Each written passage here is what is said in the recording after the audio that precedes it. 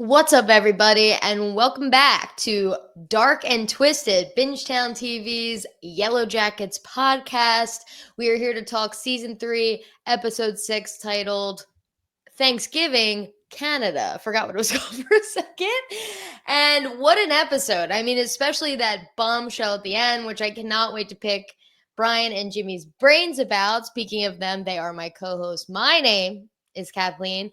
And if you're on our Dark and Twisted feed, I called it a Yellowjackets podcast, but we're also doing The White Lotus on here. Dark and Twisted is kind of our drama. It's self-explanatory, right? Dark and Twisted. So we're doing Yellowjackets, we're doing The White Lotus, and we'll be back with other shows just like this, Dexter in the summer, things like that. But let's get back to Yellowjackets. So we say goodbye to our boy Coach Ben, and until they ate him up, I was like, this guy, he's gonna show up in the adult timeline.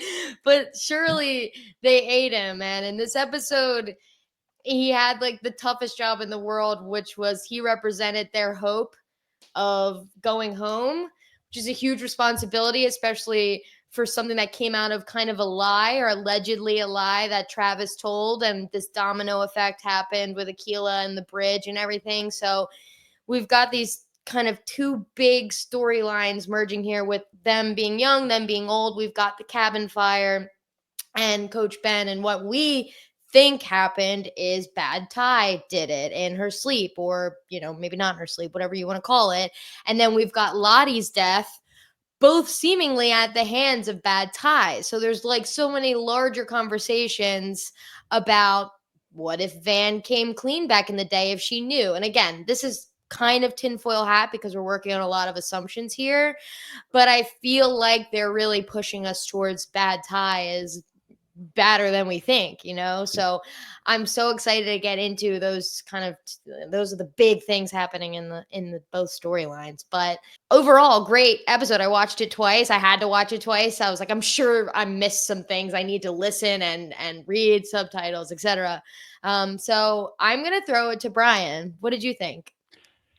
Yeah, maybe I'm the only one that thought this. I think this was more similar to the last episode, which we all agreed, okay, middle of the season, we're hitting a lull. I think some of these storylines, maybe it's just the present day storyline where it's like, can we listen to that damn tape already? And they do listen to the tape, but we don't get to listen to the tape. But we spend an entire episode, oh, now I know the tape's here. I need a tape player. How do I get a tape player? It's like, come on. Like, it doesn't need to be this hard. Things are not that hard. But other than that, of course, completely just changing the layout of this show, potentially the end scene and these new characters that we'll definitely get into. Like you were saying, Bad Ty might really be Bad Ty with the whole Lottie of it all. I thought it was really nice to see Lisa, and I'm glad that was brought up in our last episode's coverage because that was a very good theory by Kathleen. I saw you give me a little shaka, bro. Okay, it was Jimmy. I'll give it to you. Well, yeah, I'll give it to you. Yeah. Jimmy, take your victory lap on that one. So again, like I said last week, this show has such a high floor, and it certainly hit that. And I think we're about to get a little bit of jet fuel going again. Yeah. And I think it's going to be full send till the end of the season.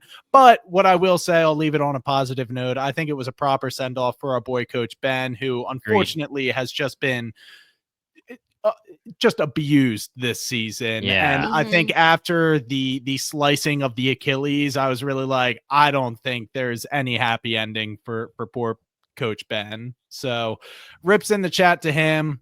Again, a very above average, close to great episode. Maybe not the peaks of Yellowjackets, but I really enjoyed it. Yeah, I think we're about to hit some major peaks. Oh, I think we're getting there. It's really heating up. I really like this episode. I agree with you, Brian. Not like one of the best Yellowjackets episodes in the series, but one of the most crazy endings just because we've been waiting for something crazy, and we have a lot to talk about just for that last 5 minutes, 10 minutes. But otherwise, let's just get started. I always go last. I like to go last because you guys always kill it, and then I can just say, let's get this party started, and then we You're talk going about first it. next time. I didn't even realize that. You're absolutely I actually said I always go last, but I think I meant to say I like to go last because you guys kill it. I don't know if I always go last, but either way, let's start here. All right, let's bring us in. Chronological as always. Start with, I'm going to call it 1997 now. So, Coach Ben, time is passing, which is huge, right? Big note here. It's already getting cold at night.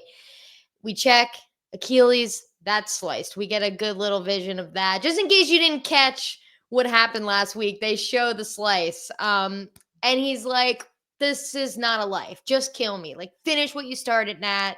And we get this devastating montage of Nat attempting to feed him and him begging for a bullet over and over again. He's sick. He's filthy. He's admitting to lighting the fire when we know he didn't do it. It's like so obvious. And it makes it even sadder that we're watching him like admit to it and Nat sees right through him. Like this all happens because of the fire and she knows in her heart that he didn't do it, right? Yeah. It's funny, Kathleen. Now you're saying we know that he didn't do it, but I think that scene it makes it obvious. There's no way he did. I agree. Mm-hmm. Yeah, we've been saying for a long time that we were on the side of he didn't do it, and I fully took this as he was just bullshitting, and he was specifically, of course, saying, "And you, Natalie, I wanted to kill you," because he just wanted her to go for it. So sad. Again, Steven Krueger. Clap, clap, clap for his acting this season. He's always been a fan favorite, but so much range throughout this season and having to have this character, like you said, Brian, get abused. And now we know, these girls have been through so much and you see the future, or I guess the present technically, for a lot of them that make it. And you see Natalie and the route she took when she got home. And I don't know if I blame her. It's very, very, very sad. She's the more humane one. She's the one trying to hold on to her humanity. And something that I made a TikTok about, made a video for YouTube as well, that I didn't get to bring up on the podcast, was that we saw this vision from Akilah, and we'll get into our girl Akilah soon, Kathleen, because we're getting some confirmation majorly here about your thoughts on what was going down there. But she saw a vision. She saw Coach Ben tied to each side as a bridge, to each side of a cliff. And she was on top of them, walking across them. And we see civilization maybe through the clouds, the fog. We hear car horns.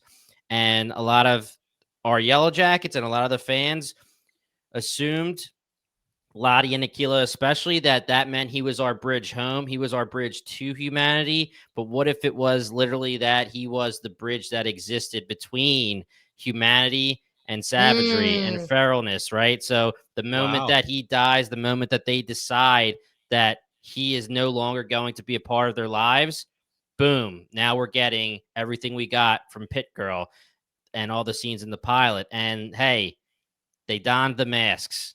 And now we start to know who's who. Yeah. And we'll talk about that. Actually, we could probably start talking about that soon. Yeah. We're getting there. So, yeah, like you said, awful, sad montage. And then eventually we get to the point where they find out that Ben isn't eating. And he has a week's worth of food wasted next to him or hidden behind him. And to be honest, when it's Misty, right?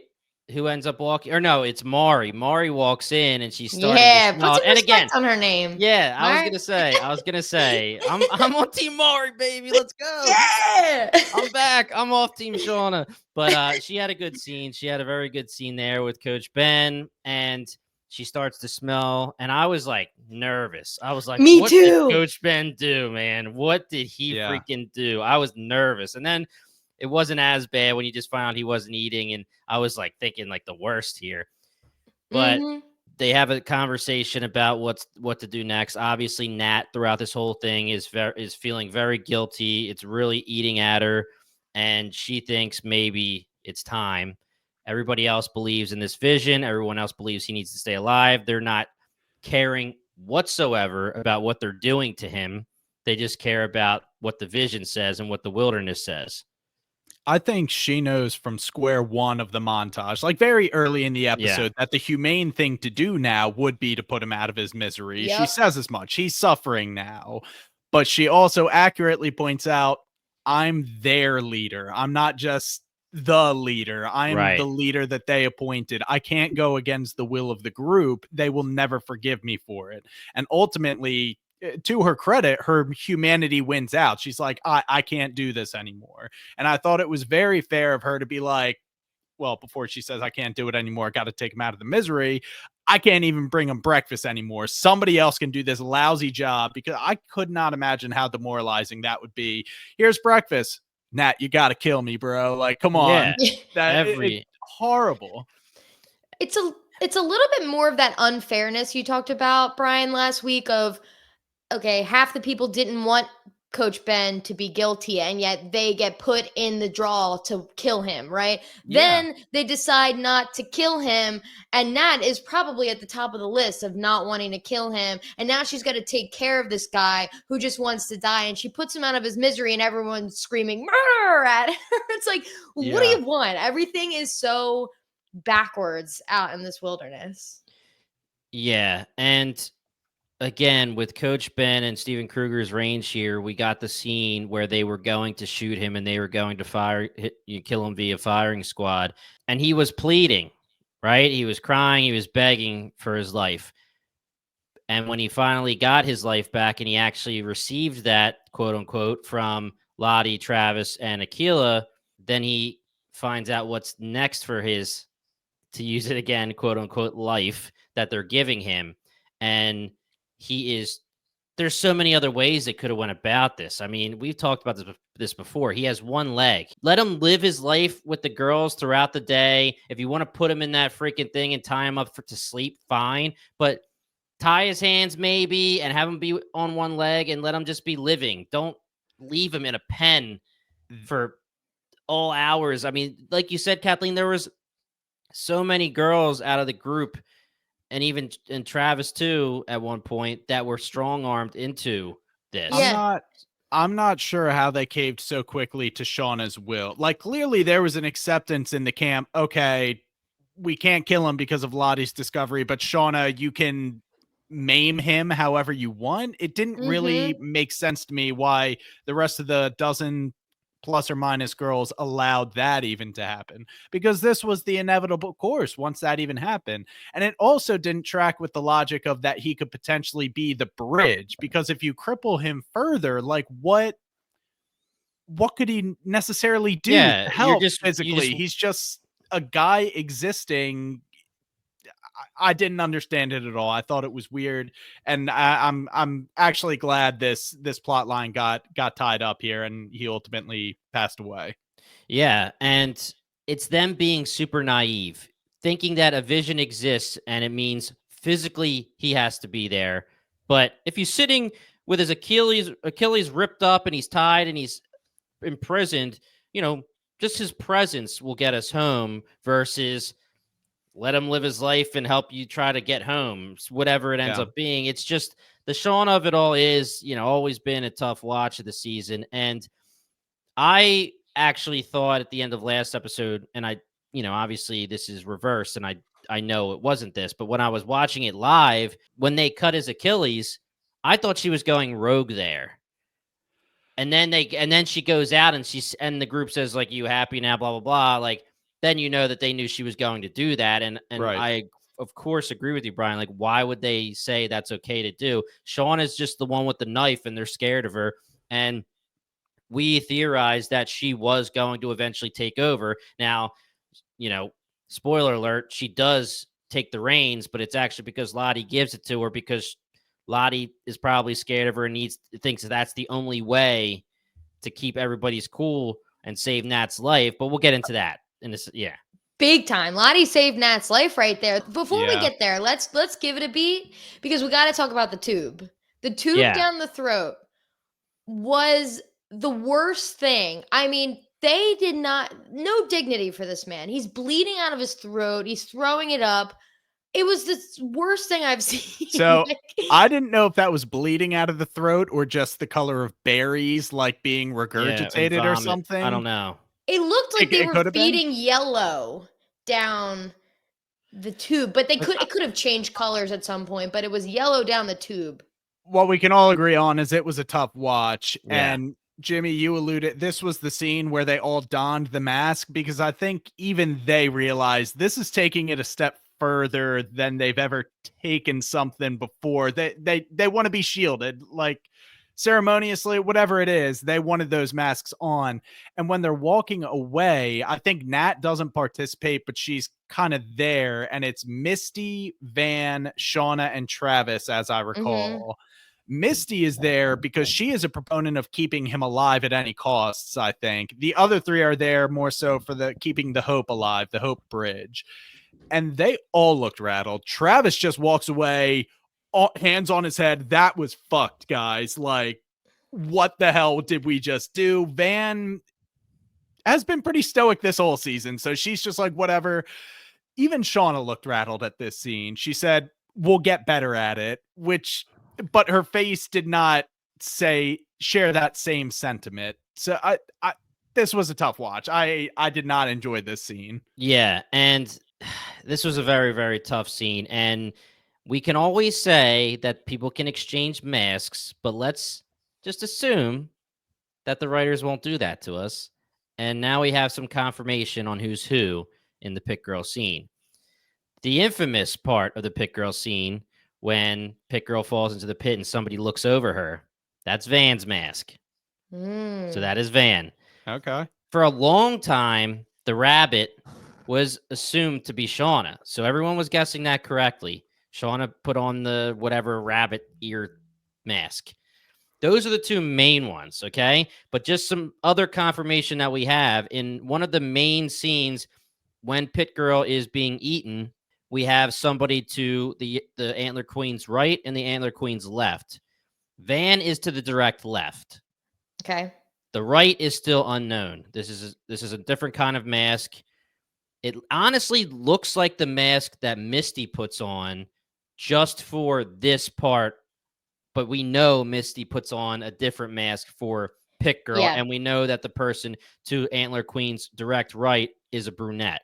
So that's not any kind of confirmation, but Van is to the direct left, if we can assume that these are correct. And Van's mask is 100% the person looking over Pit Girl. Wow. And correct me if I'm wrong, aren't they wearing like Misty's shoes? For some reason, I feel like you can see Van's, like literal Van shoes up against Pit Girl's pit. Something that I know the fandom has kept track of, especially during the Crystal stuff, when people were assuming that in season 2, when they were carrying the body, which ends up being Javi, people thought that would be Crystal because we were wondering what happened to Crystal. It was pretty much confirmed that the girls have been shuffling, and the people. Everything. Because, they've been shuffling shoes, shirts. I mean, I have seen Shauna wearing the butterfly shirt a good amount. Second season, third season. But the fandom, I trust them. They've been saying that shoes, shirts have been kind of shuffled throughout the show, and probably by design, so we can't really guess too much. But I have to assume, if we're saying that this turns so ceremonious, so cult-like, if you have a mask and you picked a mask, that's your mask. So I'm pretty confident that's Van. And a lot of people were already confident that the rabbit was Shauna. So pretty cool stuff. We're finally getting into some of the craziness with the Pit Girl stuff. Well, thank you for doing that research, because I surely did not do that. That's what I'm here for. I will second that, Kathleen. So I think somebody, maybe it was Jimmy, said it in their opening monologue, but this entire episode in the 90s is in the context of they can all sense that winter is coming. Yes. I think that's why they're all so busy clinging to this. We got to keep the hope alive. We know we're going to go south. And I think that's why they're kind of all taking these desperate measures. But Ty and Van kind of have this conversation where they're like, at least we're better prepared for the winter this time. I mean, look at our huts. We got all this food, like, et cetera, et cetera. I still don't think they are even nearly prepared as they need to be. I agree. And I have to shout out the line. I wonder if Mel has to wear Jackie's clothes when they make out. Oh, that's good. That is funny stuff. They were on. And I feel like Melissa could hear them. Well, that's why she kind of like looks and Yeah. waves and yeah. That's funny. That So good. was cash money. And Brian, to your point, and Kathleen, to your point earlier as well, as this montage goes on and it's showing us the time is passing, and then we start getting the lines about winter's coming, us as viewers know winter's coming, baby. Oh, Mhm. yeah. Because we know that this is when the craziness comes. And especially with this ending, Brian, you said it, pedal to the metal. It's time. It really seems to be time starting now. Yeah. Well, I'm glad winter's coming because I can't deal with more. I need it to speed up, right? Yeah. In 96, especially Brian, like what you said, we've been focusing on this like Coach Ben thing for a little. It's been stalling out a little bit. So I'm like, let's go. You know, the longer we aren't in winter, the more I resent them from skipping to the end of last season where the cabin burns down and then fast forwarding right to good times in the spring. Like, we kind of missed the worst part of last winter. I feel a little bit cheated about that. That's true. I really wonder if this theory is going to be true, where it's going to be a huge reveal that we will get what happened right after the cabin burned, and Yeah. it's just going to be a shit show. And it can go so many different ways.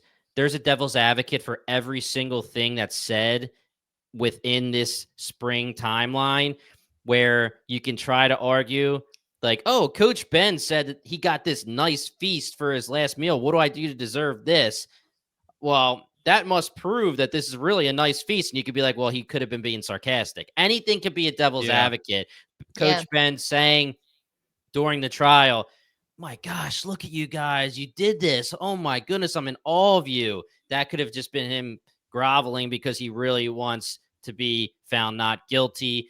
He could see how delusional they are and he's trying to work with it. It's tough. It's tough. But it could be a major reveal that they're going to just like whoop, and all of a sudden the golden tint's going to be gone and they're going to flash it back to the cabin burning and they'll show us. But I don't know. I do not know. Can I run us through some of these other things because I'm dying to get to the big ending. So we see Coach Ben die. I just need to say this moment of him scooching towards her when he sees the knife and he's like pleading, the song that was playing, get me in my feels. I really wanted Ben to live. Of course, he did not. Knife through the heart. Next morning, it's really only a few minutes later because Travis says to Nat, like, dawn's coming, hustle up. Misty freaks out. First kiss just dropped. First kiss, her dead first body. kiss with a dead guy. My goodness. It's very appropriate for the character, though. Yeah, big time. Everyone loses their minds. So this is what, Jimmy, you were getting at earlier. Shauna is about to kill Nat right then and there. No trial. Fuck the trial. And then Lottie saves her life. Shauna will lead. And all of a sudden, bloop, bloop, bloop, we're a team, you guys. Like, what in the crazy heel turn, opposite of a heel turn, happened there? That was wild. Really crazy. If I wasn't one of the girls and I wasn't scared out of my freaking wits when it came to Shauna, I would have laughed my ass off at her for trying to get all like, I'm the new manager of the group at work now. We can be a team, guys. Let's do it. You finally gave me the reins. Yes, let's go. I would have been laughing my ass off at her trying her best to do something like that after we just saw how crazy she's been for the past however many episodes. So I think that it won't change anything. Like, she's trying to do that, but she's just going to be the same. But it is just another bit of proof that she just doesn't give a shit who she's killing. She just wants to kill at this point. I think she's the first one to really lose her humanity. I mean, I get it. She thinks she's serving justice, maybe, but she was the first for Coach Ben, and she was the first for Natalie. Let's kill him. Yeah, I didn't really see the dots that connected. Nat messed up big time. Therefore, Shauna will lead us now. I was like, okay, Lottie, Cool theory, girl. Okay, you're getting crazy. I don't really know how to take this heel turn of Shauna. Maybe she really did just want a little bit of power. And now that she has it, I mean, she's not a dumb girl. So unless she's 100% bloodthirsty, this might be a genuine heel turn where she does want to support the group and make sure that, as many people live as possible. I don't think she's going to be like, we have 3 goats, but why don't we just have another girl hunt or something like that? Right. I don't see that being the way we go.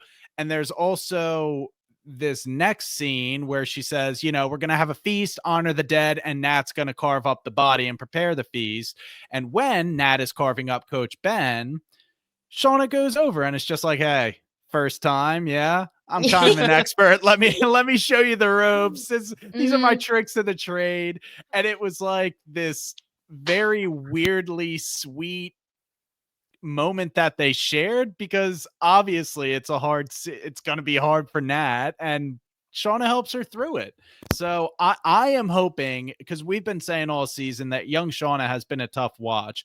Maybe she did just want the power, and now that she has the power, she understands the responsibility. And don't get me wrong, I don't think she's going to be a flawless leader, but I'm hoping she drops just the 100% seeing red in her eyes all the time, bloodthirsty act, and has a little bit of respect for her position and looks out for her fellow teammates.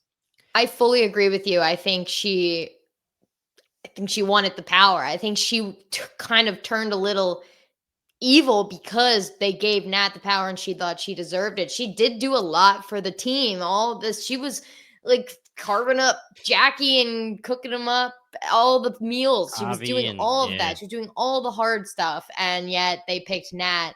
And I agree with you fully, Brian. I hope it does change her a little bit. And even before it happened, Ty and Van were like, she seems better. Like now that she has Melissa, and they're like, they're not hurting anybody. Let's just kind of keep them at bay. I think that Ty and Van were saying that, and that's fine. But I think it was proven that Melissa wasn't really helping her because she went just right for the blood for Natalie, but maybe the other part is going to change her. I think that I agree with you guys that she's going to be better, but I think the whole point is for her that she's going to be a different management style. Yeah. Right? Well, we're all different managers. Yeah. We're all different people managers. And what did Shauna say exactly when Nat killed Coach? Did she say, let's kill her? All she said was no trial. She said she's guilty. That doesn't necessarily mean we got to kill Nat right then and there. She was saying Lottie cut her off. Lottie cut her off. She was speaking those words, we're killing her right now, until Lottie said that's that. How I took For it real. As well. Yeah. Gotcha. Okay. So redacted. Yeah, and I mean, we could be wrong. So yeah, we Kathleen's could be wrong. About plenty. I've been wrong a lot, dude. But I will say, guess who understood that Nat did it and why she did it? Maury. Yeah, I'm she so did. Team Maury, dude. Yeah, I've always baby. been Team Maury. Just kidding. But Lottie here. So let's talk about a little foreshadowing, and let's talk about Lottie. So Lottie. We have another scene, and we'll get right back to this Natalie stuff, but we have another scene where Lottie is like begging the wilderness to talk to her. And it's like somebody who lost their powers. We've seen it tells all this time in TV and movies, right? They're begging for their powers back. And Aquila comes to her and says, I need to try again. We kind of glossed over this whole Travis thing, but long story short, Travis is he's feeling bad because he put her in this position and he's sandbagging her big time.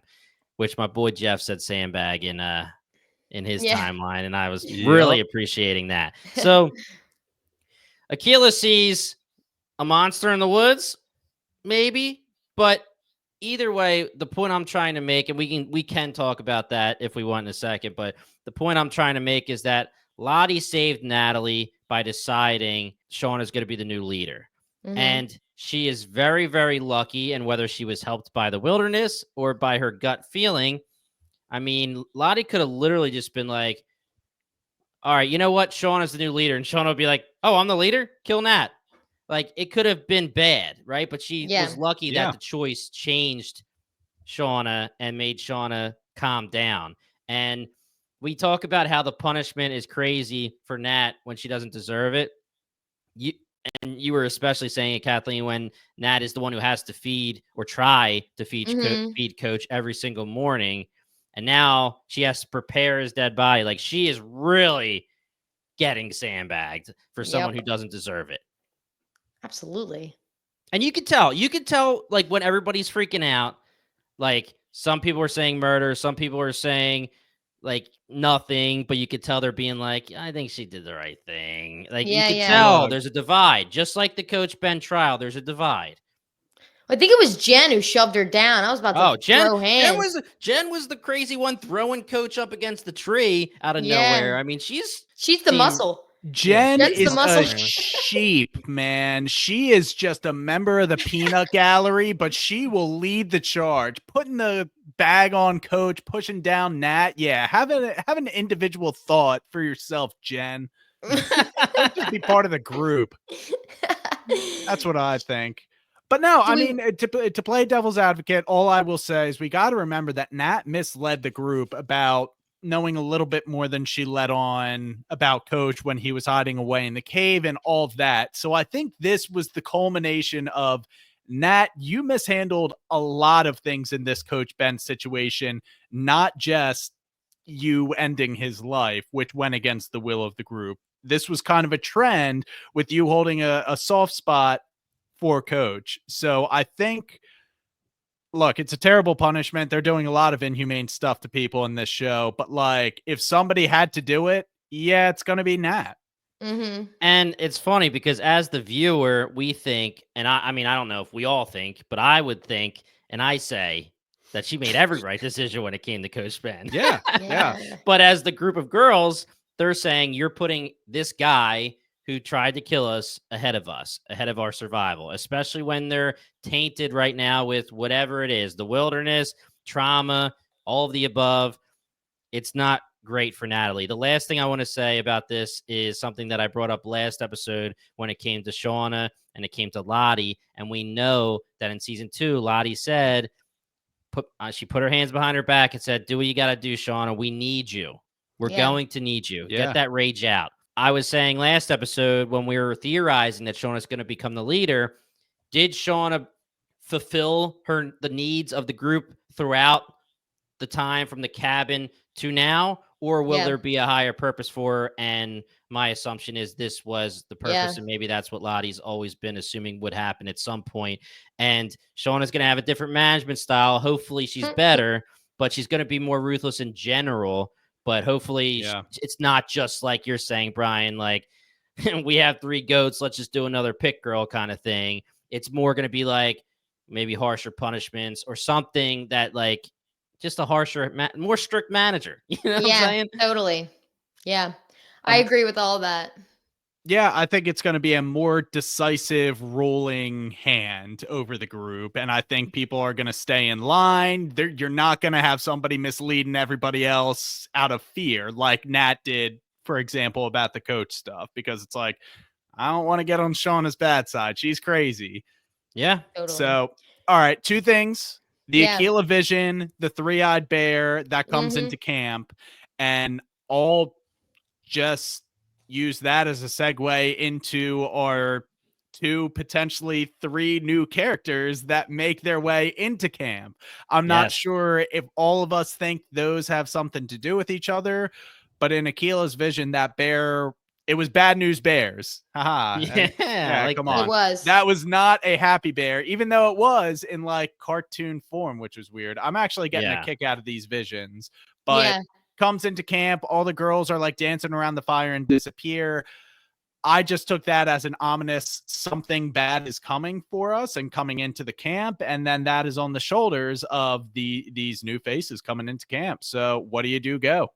I mean, I screamed. I audibly screamed. I watched with Alex and I yelped because I could not believe what I was seeing out there. And the dorkiest hello from the guy too, like, and standing right next to Coach Ben's head. Fucking crazy. And speaking of Aquila's vision, it almost seemed like she was seeing something in the future for the first time. This is like the first one that maybe makes a little sense. to Well, something. You know what I mean? Yeah. And if the secondary version of the vision with Coach Ben is the way you want to interpret it, she might have gotten that one wrong, but saw something important compared to other things she said she can't understand. Mm. Well, in a not one-to-one way, I don't know how else to say that, Coach was the bridge to getting these new people into the camp. Maybe these people, because they don't look worse for wears. They got like fresh No. clothes on and stuff. They look ready to go, just like they're hiking in the wilderness or something. They maybe would not have stumbled into camp if they didn't have the Coach Ben feast, weren't hooting and hollering, and none of that would have been instigated if not for Coach Ben's tragic demise. So if you want to do some mental gymnastics, Akila might have gotten Coach Ben is the bridge to humanity thing right. Why'd you have to punish Natalie then? She did what you needed to do. Could you imagine if this is when they got rescued? Obviously, we know it's not, and they just killed Coach Ben. Like they killed him, and then they turn around and these hello. Yeah. So crazy. So let's just quickly go through this whole thing.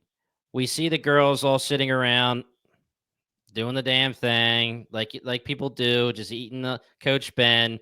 And Lottie's kind of looking around. She's seeing everybody not speaking, kind of just eating, but she hears giggles / chatter distracting her from group to group. And it's being purposely shown that no one is speaking. And then she looks down at her plate. She says, "This isn't how it's supposed to be." She turns and she just screams into the wilderness. And what screams back? I don't freaking know, but it's the same kind of screaming and screeching that we heard when they were doing the ceremony of the dead during the festival. And we remember that Coach Ben was saying, "Do you hear that screaming?" The girls are looking at the wilderness and seeming to be reacting to the screams. So it's not Lottie. Yes. Then we see, and I texted you guys in our Yellowjackets group saying it was like totally like Signs. I don't know if you've seen Signs, Brian, but the only reveal for like the first hour of the movie of the alien. Sorry to spoil it for everybody, but the alien. We're in. I think this is a 2003 movie, so I think we're good. But it's so like not jarring. Scary that it's jarring and scary. Like people, I remember being in theaters. And it's if you rewatch it and it's not the first time you watch it, it's nothing. You're just like, oh, it's just an alien walking by. People jumped and screamed like this was the scariest thing they've ever seen. And it reminds me of this. The guy walks out. He's shaded, right? He's in darkness. You can't tell if he's clothed. You could tell he's not our guy that just said hello. He's skinnier than that. He could be Cabin Daddy in the Jackie vision that you guys were assuming, or I couldn't tell if he was definitely clothed, if he was supposed to be like in a monster form, but we have to assume he's a separate entity, correct? I didn't get to watch it twice. I want to have you two put a % on it. What is your confidence that he is a third entity other than the man and woman we actually see? 67%. I'm at wild. Yeah. I want to say like 90. Like I'm almost there. I'm there too. I mean, I didn't want to be too confident. I mean, to be completely honest, like why would one guy come out? Like it just seems like a different body type. Well, it seems like I really thought it was going to be Joel McHale. I thought it was Joel McHale about to walk out. When two completely different people walked out, I was shook. Well, then, I mean, my follow-up question is there a relation, or is that just coincidence that this manifestation, another assumption, a manifestation of the wilderness, the silhouette is sulking in the background just as these two hikers also stumble upon the camp? Is that just kind of like a whole misdirect? Are they a kind of a threesome? They're together? What's the deal? I think it's the first figure we see is probably Cabin Daddy, and it's almost like they conjured him up, or he conjured all of this stuff in order to get the attention of these two rando people, like you said, that were out there. I think it's not a coincidence, but I think two people are physical human beings, and the first person we see is like a wilderness supernatural thing. Yeah. Mm-hmm. So Lottie looks creepy as shit during this whole montage. Yeah. When she's saying sing, and Sing! she looks like she's almost possessed at certain times. And we can't say that the couple that walks in are the screeching things in the trees. I know, right? So now I'm there on there being something supernatural, which is very exciting to me because we're starting to get some kind of answers here. Mm-hmm. Brian, you're chomping, bro. What do you got? I know you got something. I'm chomping. No, I was going to say, what wilderness, Jimmy? Yeah. What wilderness? But two, the scene where they, Lottie, everybody sing. They start like dancing around the fire and stuff. That kind of took me back to season 2 when they're at adult Lottie's compound and they're taking shots and they're like, yep, getting going before the hunt. They're like getting a little crazy running around the fire. It's like, okay, maybe this is kind of the origins of that kind of a scene. But and Doom coming before it goes cray. Oh, yeah. True that. Doom coming, of course. And both ways, Travis is like, what is going on, man? Every time Travis is like, this is crazy. But the screeching is telling all of the girls, unless we're going to somehow say shared delusion, all the girls are looking around. It seems that Lottie was calling to the screeching. Let me quickly bring this up to you guys. We have 3 members of our From team, right? We were all From, right? Yeah. Okay. Yeah. I just want to make sure I'm not going crazy here. And this isn't any kind of spoiler for the TV show From, because From has so many gosh darn theories. Nobody knows what's going on. But It reminds me of From because let's talk about these 2 people that walk in. They seem to have found the girls and they don't realize what they walked into.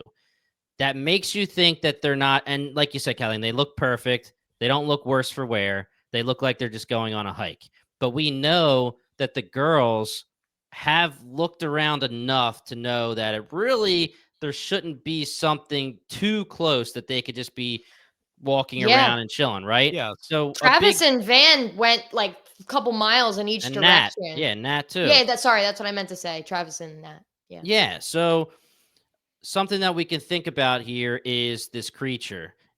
I'm not saying that it's going to be straight up, here's a dark fae, something like that, where we're getting into the wilderness is a fae trap and blah, blah, blah, blah. But think about this kind of scenario where are these people, did this couple think they were one spot and end up in another spot and they are now trapped with the girls?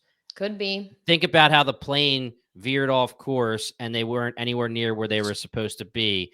Go ahead, Brian. What you're trying to say is, what if the Yellowjackets weren't the only target to get trapped or ensnared by the wilderness entity? Yes. Well, if that's the case, then these 2 hikers are in for a world of trouble, because I think the Yellowjackets have been out there in feral long enough to be like, nah, we don't need any new people, but what we could use is some more meat.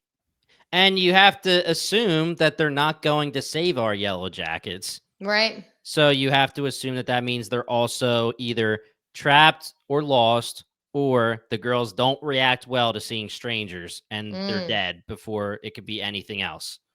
Well, the Yellowjackets' knee-jerk response is, oh my gosh, you know where civilization is, you have a phone, you can help us. And Jimmy, I actually like what you're saying, because I think they're very quickly going to be like, oh yeah, we were just hiking, let me just use my phone or whatever. Oh, it's not working. Why isn't it working? Where are we? How long have you been here? And that's a panic's going to ensue. And then probably the girls are going to be like, yeah, we weren't looking for extra bodies in camp, so they're about to be feral. My hope is that the couple, regardless of who they are, they go, oh my God, you're the Yellowjackets. You're the plane that went down. Like, I hope there's some sort of like, because of course, a plane goes down full of championship soccer players. It's going to be national news, right? They're missing. We never found them. Bodies never found. Going to be national news. Should be Canada, US, should be huge, Yeah. Oh, yeah. And last thing that I want to say regarding this whole scenario is, we'll talk about it in a second when we get to the present timeline, but Van, when she's talking about the specific tape, And she's talking about who would have that kind of tape. Yeah, She it's gotta be says, her, right? she says, well, okay, yeah. She says some kind of garage band or a birder, which is a Mm-hmm. bird watcher. Looks Yep. exactly like what they would be doing. Absolutely. I thought the same thing because the tape itself, which is a great transition, the tape itself sounds just like that. And it's someone going testing, testing, and you don't really recognize the voice, just like a woman, a girl, Yeah. and then, the loud noises. And I was like, my notes were furious. My notes were like, where the fuck did they get this tape? And blah, blah, blah, blah. Like I was so mad. And then I'm Yeah. like, oh, okay. This is an answer.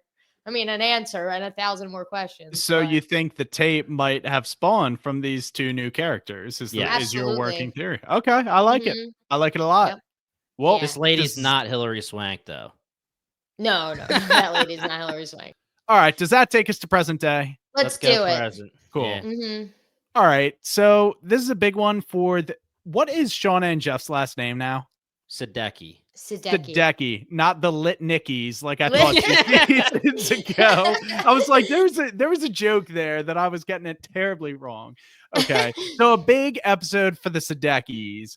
Shauna comes back in the middle of the night from her trip to NYC and is like, no, everything's okay. Jeff, of course, was a wreck all night. I was about to call the cops, blah, blah, blah. And Shauna's essentially, they find out very quickly, there's a lot of things going on here. I think we might be getting hunted. Callie, she breaks the news that Lottie is dead. Callie comes clean and is like, Mom, I think I messed up. This tape came a few weeks ago. I promise I didn't listen to it. But like, maybe that could have saved Lottie. So this entire episode for the Sadeckis, Yeah. gotta drop that L. It's not the Litnickies. This entire episode for the Sadeckis takes them to the Jolly Hitcher Motel, which is going to be their base of operations because Shauna is afraid that someone is trying to murder them. Yeah, and of course, Jeff doesn't know anything, just like you said. She fakes sick to get him out of the room so she can call Ty and Van. It's so silly. Yeah. Like, Jeff Yeah. is just a pawn in Well, I love her him. game. Love him so much. I love And he him said so sandbag. Did I say that much. yet? Yeah. We can kind of morph these two together because the Ty, Van, and Shauna, because it goes back and forth, and we'll do Misty separately. But she calls Ty, and I think it's interesting that after all they've been through, Shauna can't call Van. What? Are you kidding me? Like, we're not friends like that. So of course they're at the spa, right? And this is like should have been the first, not the first, one of many reasons and showing us that it's bad Ty, right? She's ordering rare steaks, lobster stuff. The whole first season, there's a scene where she goes to one of her events, meeting Ty. She's vegetarian. She can't eat any of this shit. You know what I mean? Now she's just indulging in all of this crazy stuff. Yeah. And they're at the spa, and Ty's acting, nonchalant. It's like Lottie didn't die. It's like, oh, everything didn't die. And Van is like, bro, what is going on? But I can't believe we didn't guess or say at all that this tape obviously needed to go to Van, who owns an entire correct shop that is dedicated to this stuff. That feels like a silly thing we didn't guess. And I'm not going to lie here. I'm older than you guys, but we're all 90s kids pretty much, right? Yeah. Yeah. Mm-hmm. I see a cassette and I think it's just like a cassette. I didn't realize when she pulled it out that it was a little teeny specific special kind of cassette. And that makes more sense as to why Callie didn't listen, because she literally didn't know how. And she says that to her mom. And even Shauna is like, I don't know how. And at first I was like, what does that even mean? Like Kathleen's saying, Jeff's definitely got a cassette player. Papa Roach in the garage, man. Right. Totally. And it makes sense that it's a special kind of tape and Van has to be the one to play it. Van does agree to help, and very quickly she kind of is rummaging through her boxes, and that's when we kind of get the SpongeBob-esque, the lights will flicker on and off with the hash-flinging slasher. But no, I mean, it's just very ominous. She's in the room alone, rummaging through her things, finds the player, lights turn off, gets a call from a phone that isn't plugged in. It's just in the box, and it's Ty's voice. She kind of can't make out full sentences, but she's asking for help. I mean, this almost isn't even a reveal, because they've been pretty in our face with it for episodes now, that bad Ty has been in control for more than she used to be. Yeah. This is probably the first time definitively that she's been in control all season, like no breaks, or at least for a So, while. I'm Mhm. starting to think that maybe other Ty took over when the decision was made to go to Van, which would be crazy because that's a long Mhm. time. But if we're going to say other Ty, and this again, we're going to say it's supernatural, if that's correct, and other Ty is connected to this wilderness entity and whatever this darkness is, Lottie said it, multiple people have said it. The wilderness wants us together. Other Ty going right to Van, who then both of them go and meet everybody else. It makes sense, but it would be crazy if it's been from that moment. But it makes sense because we've been seeing since she was at her own house, trying to keep herself awake, trying to go through everything, looking in the mirror, and it's the other Ty separately, all those scary ass things. Obviously, the sacrifice. There's been a lot of signs, and I am pretty damn mad at Tawny Cypress for saying that spoiler during the press, saying that other Ty is in control more than you think. That's actually pretty crazy of a spoiler. It is. Yeah, I it takes agree. away the reveal a little bit. But Yellowjackets really in this marketing has been leaning into spoilers as a joke. Like they've been doing, I don't know if you've seen the marketing, but they've been doing like each actor is spoiling something, but then they bleep it so we can't tell what they're saying. But Mm. even Okay. for example, they even say something like, "Oh, and then you find out beeps last name is this," and I'm like, "So what? Now That's a spoiler. I'm waiting for someone's freaking last name Yeah. to matter." It's Yeah. probably going to be Hillary Swank or something, right? Because we're Mhm. assuming it's a sister of Melissa or somebody. They're assuming we know Melissa's last name. Yeah, You out of right. your mind? We barely know her first name. Yeah, right. Exactly. Her name's Jackie Light. Right? So yeah, I think that I'm happy with where we're going with other Ty in the way where they are starting to finally lean into, okay, this has got to be at least mostly supernatural. If you're gonna have, okay, go ahead, Kathleen. I was just gonna say it makes me feel a lot better because I really wasn't connecting to the Yeah. Ty and Van storyline, and I am a queer woman, and I love these two, and they're two of my favorite characters, and I love the Van side of it. But there's something about Ty that I'm like, I'm not connecting to this, and it makes me feel so much better. It's because it's not our Ty. It's not the Ty we know and love. It's Yeah. this other girl who's like, it's this other girl. You know what I mean? Yeah. Like, Yeah. not my Ty. So it makes me feel a little bit better. And especially when she wakes up and she's, you gotta help me, like Van. That was intense and that was awesome. And I'm like ready for the Definitely. battle between two Ties. I'm Kathleen, pumped. you ever do that to your fiance Alex when I you're sleeping? literally do all the time. Sleepwalking ass, poor Alex. Kathleen has an other Kathleen. I do. We call her Night She in my house for real. That's my nickname when I'm a absolute bitch in the night. Oh my goodness. So I I could have sworn Ghostface was gonna call on the phone, but it ends up being other Ty, or it ends up being Ty, and Right. Van is now very, very suspicious. And they meet up with Shauna, they listen to the tape, and we didn't say this, but Callie does her little fake, I just want this family to be okay, and gives her mom a hug, and everyone's all like, aw, and then she slips her phone into her mom's bag. Mm-hmm. And now we get that it was, I think, 43 minutes long, but we of course know that she was recording from the moment Shauna is about to leave, the whole conversation, blah, blah, blah. We don't know exactly how long the tape recording is. And I know you said in the beginning, Brian, that we don't know what was on the tape. And obviously we don't. But the way that it was playing to me made it seem like they are being recorded during one of these kind of, it could have been that specific moment. I thought it was that Yeah. specific moment. Could have been that specific moment. It could have been prior to one of their hunts, during one of their hunts. If to me, it feels like the damning part of it that Callie got was the conversation after the recording played, because I think the recording is just like the screams and the yells and them being crazy. So if it was a recording of the scene that we see in this episode of them just screaming, why do you think Shauna would interpret that when she's talking to Oh. Tyne Van, well, this is clearly just a threat specifically to me, so you guys have nothing to worry about. I also don't necessarily think it would be too damning because it was just them screaming.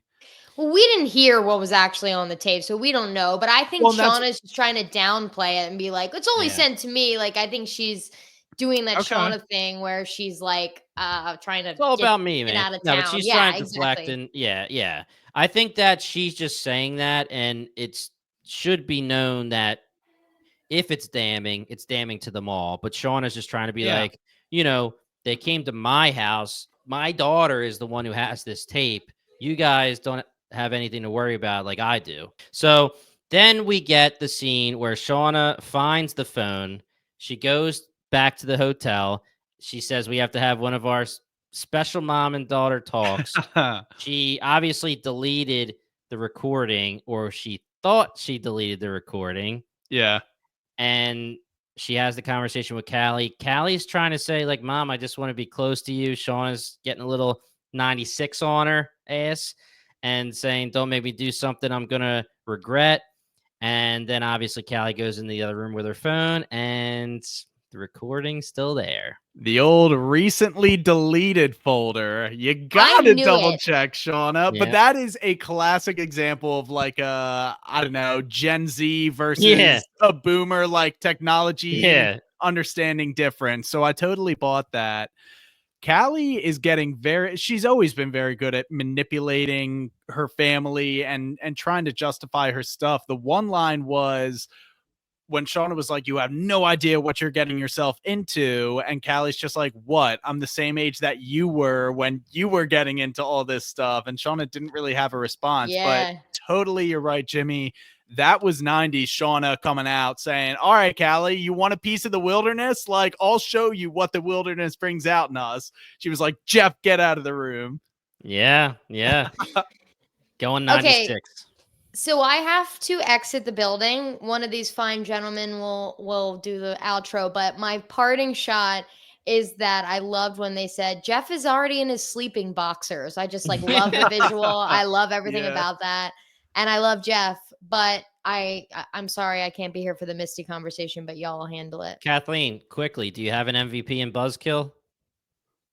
I'll text you it. I gotta think on and then it. we'll say Okay. it. Okay. Okay.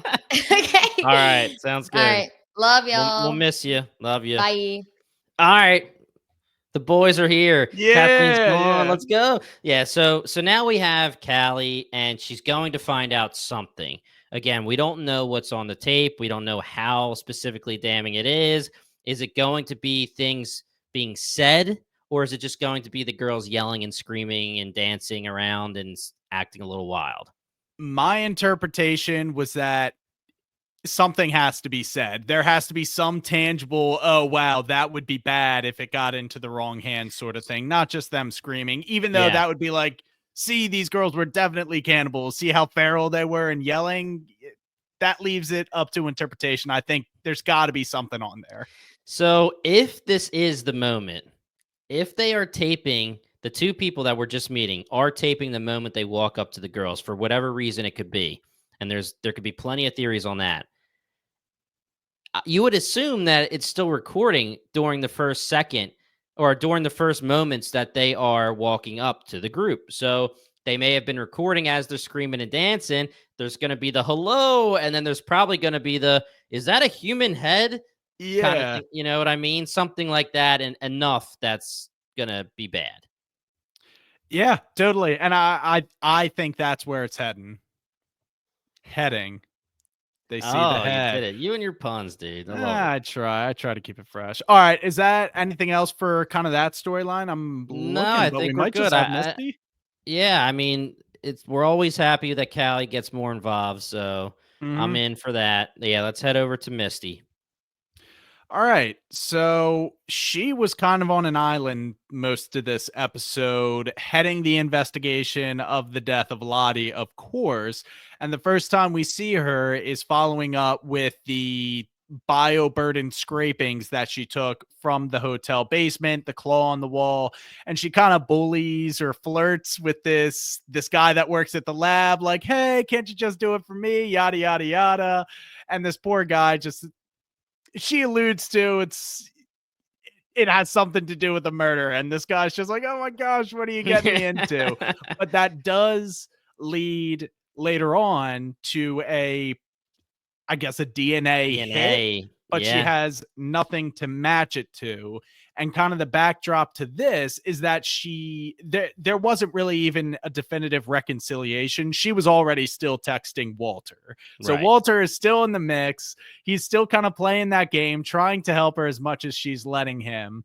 And the way that he does that is sending a limo with 2 bags of Lottie's trash, which last episode there was a scene where Walter, like, out of the corner of his eyes, sees the maid taking out the trash. So I'm glad they followed up with that. Oh, yes, that's very true. I like that. So, yes, he brings a limo and then opens the trunk and gives her the trash, which is hilarious. But she goes to the trash. She sees a pretty crappy Chinese food restaurant trash from a container from that restaurant. She's wondering why Lottie's going there when it has 2.5 stars, and because there's no vegetarian options. Yep. So that leads her to go check that out. So she had a one up on Walter there because he couldn't find anything in the trash. That leads to Lisa, who we did talk about last episode, which was good. We find out that the apology was to Lisa.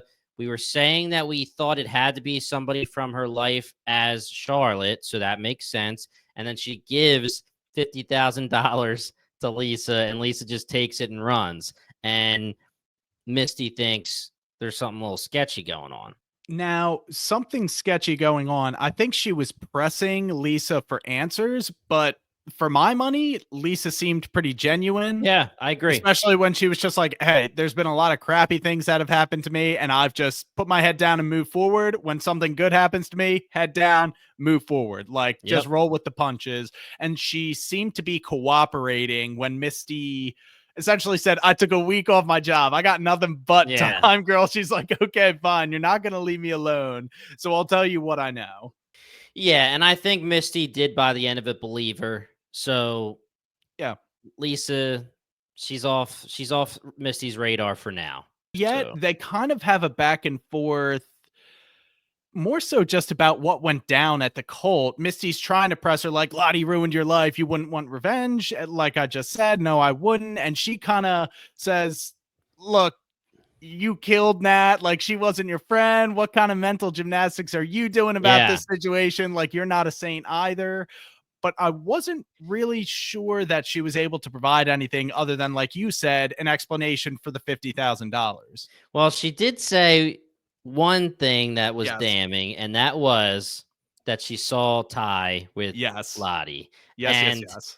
That leads to Misty texting Lottie. I'm sorry, Misty. I don't think she's texting Lottie. Misty texting Ty saying, we need to talk right now. Call me, all in capital letters. And us as the viewer, that's leading us to believe other Ty is the killer. Now, I don't know if I think that's the answer here. Maybe that's just what they want to go for, and they're just kind of like planting seeds, and they're going to give that to us. But I feel like it might be a red herring here, even though we are getting confirmation that other Ty is existing in this timeline. Yeah, I agree with you, only because Lottie dying is such an impactful death for the show. But I never really, if it winds up being Ty, I will have felt cheated out of an aha moment where it's like, wow, big reveal. This is the person that killed Lottie. It was kind of like a slow burn. And we were projecting maybe that was a thing even last episode, because Van was even putting together the breadcrumbs. So I kind of agree with you. This has the makings of a red herring, but objectively, I mean, it makes sense that it would be Bad Ty. To be fair, Bad Ty, they could have her do any number of despicable things and it would make sense because she's Bad Ty. Sure. The biggest problem, and we talked about this last episode, with having Lottie's character die this soon, and like you said, such an important character for this TV show, what can they do that will be satisfying to us? Who can they reveal as a killer of this character that would satisfy us? And I think the actress who plays adult Lottie may be agreeing with us. But again, I'm not a gossiper, man. But other tie to me doesn't seem satisfying, but I guess it all depends on how they play it out. So hey, I like this episode. I love the reveal at the end. So For I'm sure. I'm in. I'm ready to watch. Yeah, and like we've been saying, I think this set us up for just pure jet fuel for the next couple episodes. And this is what, episode 6? How many do we have left? 4 more? Oh, that's good. I thought it might have only been 8. I was like, No, it's no, 10. only 2 more, 4 more. That's good. I think there's plenty of action yet to come. And I'll ask again. Maybe this is a dumb question. What is your percent that it was Bad Tie that killed Lottie? I would say under 50, only because it seems so unsatisfying in death for such a great character. I like Other Ty burning the cabin down. I Yes. don't think I like Other Ty killing Lottie. And because it wouldn't satisfy me, like you said, it might be more of a hope than an expectation, but I'm under 50% as well. Cool. So we know that they met. We know that they have a conversation. We know that Ty lied about it to Van. That's easy red herring stuff. Yeah, it is. And I mean, Bad Tie and Spiritual Lottie would. There's a scenario where they would have a conversation about something else wilderness related that would be very significant, yet separate from Lottie being murdered. You know what I mean? So like there could be a very good reason why Bad Tie sought out Lottie in the first place, other than to murder. And I'm hoping that's what it is. Anything else for you, Jimmy? Let's do our LVPs, our Let's buzzkills, and do our it. MVP. I'll start with Kathleen since she texted it to us like she promised. Her MVP was Nat for doing the tough thing. Obviously, that would be 96, 97 Nat. And then her LVP is Melissa. No explanation, just Melissa. Fair enough. Should I go next because I always go last? Yeah, no, go ahead. That was a joke. I said that last week. But I don't. You had receipts. I don't even think I have an answer yet. I'm still thinking. So you go ahead. I will go my MVP.